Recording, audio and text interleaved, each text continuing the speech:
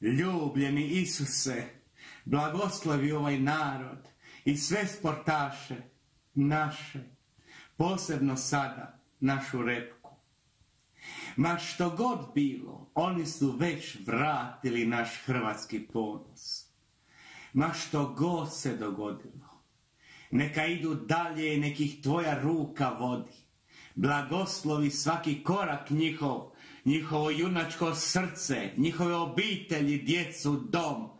Bože dragi, hvala ti za sve uspjehe do sad i za ono što će se dogoditi. Tebi predajem njih, Dalića, sve njih, Bože moj, junačka srca njihova. Isuse, hvala ti na radostima koji si ovom narodu dao. Moj dragi Bože, Gospo moja međugorska, fatimska, lurdska, gvadalupska, tebi zagovaram. O, kad bi se političari barem malo ugledali na njihov trud. O, kad bi malo bilo poštenja više među saborskim zastupnicima. Isuse moj, tebi predajem sve.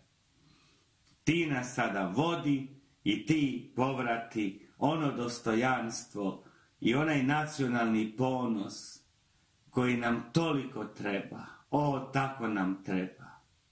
I tako su lijepi u tom crnom dresu. Za dom, dečki moji, a mi vas tako rado očekujemo. Spremni, dođite nam s medaljom. Volimo vas, dečki moji, nek mi vas Bog i nebo i anđeli čuvaju. Sretni s blagoslovom, blagoslovilo mi vas nebo u ime Oca i Sina i Duha Svetoga. Amen.